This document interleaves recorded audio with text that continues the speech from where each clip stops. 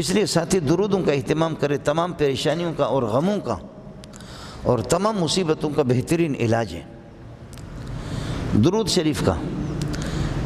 درود آپ نے دیکھا ہوگا بورڈوں پر بھی لوگوں نے درود بنا کر کے مولویوں نے لکھا، لیکن ان کی عربی بھی غلط ہے۔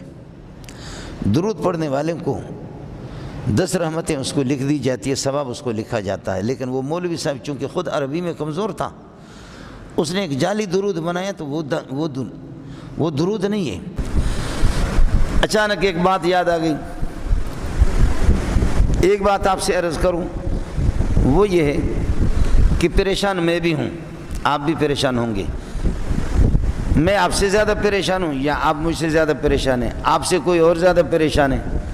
اس دنیا میں سب پریشان ہیں، لیکن کچھ دن یہ اختیار کرو کہ ساتھی چلتے پھرتے اپنے فارغ اوقات میں، نماز میں تو ٹھیک ہے، سوئے ہوئے تو ٹھیک ہے، اور قرآن کی تلاوت کر رہے تو ٹھیک ہے صحیح، لیکن چلتے پھرتے گاڑی کے ڈرائیونگ کر رہے ہیں یا جیسے موقع مل گیا درودوں کا اہتمام آپ کر لو اور اس کو اپنی عادت بنا لو۔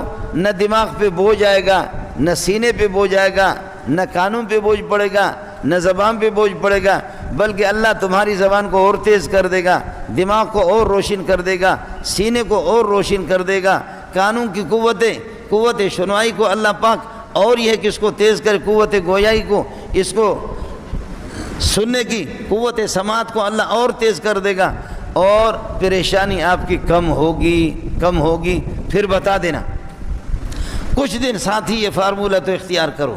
اب کچھ بیٹھے ہوئے ہوں گے، کہیں گے کہ مولوی صاحب آپ بھی تو پریشان ہیں۔ میں شاید اس کا انکار تو نہیں کر سکتا ہوں، ہم پریشان ہیں لیکن اتنا پریشان نہیں ہے۔ پریشان ہوں گے، اور اگر میں پریشان ہوں تو میں بھی تو چور ہوں، پھر نہیں پڑھتا، اور اگر میں پریشان ہوں تو پھر میری کوتاہی ہے کہ میں بھی پیارے محمد کو گفٹ نہیں بھیجتا، اس کو درود نہیں پڑھتا۔ درودوں کا اہتمام کر لو۔ فرمایا کہ جبریل آئے میرے پاس، خرچہ کیا ہوتا ہے؟ 5 روپے لگتے ہیں آپ کا یا 10 روپے لگتے ہیں؟ تھوڑی سی زبان کو ہلانا ہے، تھوڑی توجہ دینا ہے، پیارا نام اللہم صلی علی محمد وعلی آل محمد کما صلیت علی ابراہیم وعلی آل ابراہیم انک حمید مجید اللہم بارک علی محمد وعلی آل محمد کما بارکت علی ابراہیم وعلی آل ابراہیم انک حمید مجید۔ گزارش یہ ہے کہ درود پڑھنے میں میرے اور آپ کے دماغ پر کون سا بوجھ آئے گا؟ درود پڑھنے میں، نبی پاک صلی اللہ علیہ وسلم پر درود پیش کرنے میں ہماری زبان پہ کون سا بوجھ ہے؟ دل و دماغ پر کون سا بوجھ ہے؟ کچھ بھی نہیں ہے۔ اگر درود کی توفیق نہیں ہو رہی ہے تو پھر یہ کہ ماتم کروں کہ اللہ مجھ سے ناراض ہے، پیسے بھی میرا نہیں لگتا، آپ کے پیسے اور میرے پیسے ٹیکسوں پر لگیں گے، وہ بہت اچھا ہے۔ ٹیکس پر ٹیکس ہے، قیمت پر قیمت، قیمت پر قیمت، آپ کے اور پیسے میرے پیسے اسی پر تو لگیں گے۔ خدا کو تو ہم پیسے دینے کے لیے، رسول کو پیسے دینے کے لیے، غریبوں کو، مسکینوں کو دینے کے لیے تیار نہیں ہے۔ ہم اللہ کا بھلا کریے کہ تیار ہے اس قسم کے لٹیروں کو کہ جن کے ہاتھوں میں قیمتوں کا سلسلہ وہی۔ اس لیے ساتھی درودوں کا اہتمام کرے، تمام پریشانیوں کا اور غموں کا اور تمام مصیبتوں کا بہترین علاج ہے درود شریف کا۔ درود آپ نے دیکھا ہوگا بورڈوں پر بھی لوگوں نے درود بنا کر کے مولویوں نے لکھا، لیکن ان کی عربی بھی غلط ہے۔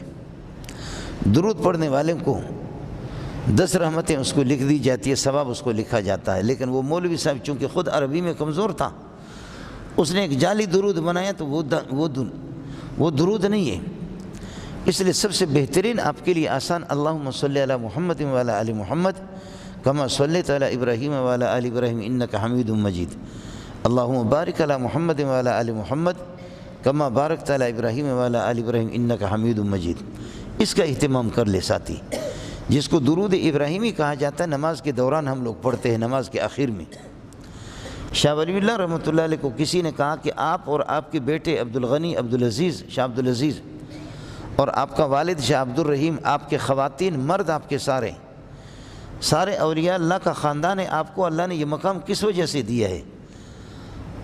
اصل راز آپ بتا دیں۔ تو شاہ ولی اللہ رحمۃ اللہ نے فرمایا کہ اور مجھے کچھ پتہ نہیں ہے، لیکن بچپن سے لے کر کے بچہ ہمارے ہاں پیدا ہوتا ہے تو اس وقت سے ہم اس کو درود کی پریکٹس کراتے ہیں، اور ہمارے خاندان اٹھتے بیٹھتے چلتے پھرتے ہم درود ہی پڑھتے ہیں۔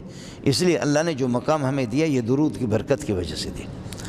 شاہ صاحب کے الفاظ بہذا وجدنا ما وجدنا، بہذا وجدنا ما وجدنا، اس کا معنی یہ ہے کہ اس درود کے ذریعے سے ہم نے بڑی ترقی کی ہے، درود کے ذریعے سے اللہ نے ہمیں بہت نوازا ہے۔ اور تیسرا مسئلہ ہے کہ رمضان کا جب بارش ہوتی تھی ہلکی پھلکی طوفان والی بارش، تو پھر اللہ کے نبی مسجد کی طرف متوجہ ہوتے، رنگ بدل جاتا۔ جب بادلوں کو دیکھتے آپ صلی اللہ علیہ وسلم تو آپ کا رنگ بدل جاتا۔ اما عائشہ نے عرض کیا کہ پیارے یہ تو رحمت ہے، فرمایا کہ یہ رحمت بھی ہے، یہ زحمت بھی ہے، اس لیے کہ قوم عاد اور قوم سمود بہت سے قوموں کو اللہ پاک نے طوفانوں سے، سیلابوں سے اور بارشوں سے ان کو ہلاک کر دیا۔ دور سے دیکھنے لگے کہ یہ بادلیں ہیں، فلما رأوہ عارضا مستقبل اودیتہم، یہ بادل ہے جو ہماری وادی ندیوں کی طرف آ رہی ہے۔ لیکن اس طرح بھی کبھی ہوا، گرمی کی وجہ سے بادلیں تھیں، قوم شعیب دوڑا کہ جا کر کے یار وہ بادلیں ادھر سایہ ہے، وہ ادھر بادلیں زیادہ ہیں، گرمی میں جل رہے ہیں۔ جب وہاں بادلوں کے نیچے گئے تو پھر آگ کے شعلے ان پر برسے، وہ بادلیں نہیں تھیں، آگ کے شعلے برسے۔ فَكَذَّبُوا فَأَخَذَهُمْ عَذَابُ يَوْمِ الظُّلَّةِ إِنَّهُ كَانَ عَذَابَ يَوْمٍ عَظِيمٍ۔ بظاہر تو صاحبان تھے، سایہ تھا، لیکن پھر آگ ان پر یہ کہ برسے۔ لیکن میں نے عرض کیا کہ طوفانی بارش نہ ہو، عام موسلادھار اور اعتدال اور توازن کے ساتھ جو بارش ہو، تو رسول پاک صلی اللہ علیہ وسلم اپنی قمیص مبارک نکال کر کے باہر نکلتے بارش پہ، فرماتے کہ یہ کراچی کی گٹروں کا پانی نہیں ہے، یہ ابھی ابھی تازہ آسمان سے آ رہے، یہ تازہ اللہ کے ہاں سے آ کر آ رہے، فرشتے ان کو چھوڑ رہے، اس لیے مجھے محمد کو خوشی ہوتی ہے کہ یہ بارش میرے بدن پہ لگ جائے، اس لیے مجھے محمد کو خوشی ہوتی ہے صلی اللہ علیہ وسلم۔ میں نے عرض کیا کہ جب بارش ہو اور اس بارش کے اندر میں اور آپ اپنے مکان کے اندر ہی رہیں تو ظاہر ہے کہ میرے اور آپ کے کپڑے گیلے بھی نہیں ہوں گے، میرے اور آپ کے کپڑوں پر بارش کے پانی بھی نہیں لگیں گے۔ تو رمضان کا اول وہ رحمت، پہلا عشر رمضان کی رحمت ہے، وہ بارش کی طرح ہے۔ اب اس سے یہ ہے کہ کون ان رحمتوں کو اپنے دامن میں لینے کے لیے کون باہر نکلتا ہے، اور کون ہے جو چھپ کر کے موبائل دیکھتا ہے، ٹچ موبائل دیکھتا ہے یا ٹیلی ویژن دیکھتا ہے۔ اللہ پاک کو ان سب کا پتہ ہوتا ہے۔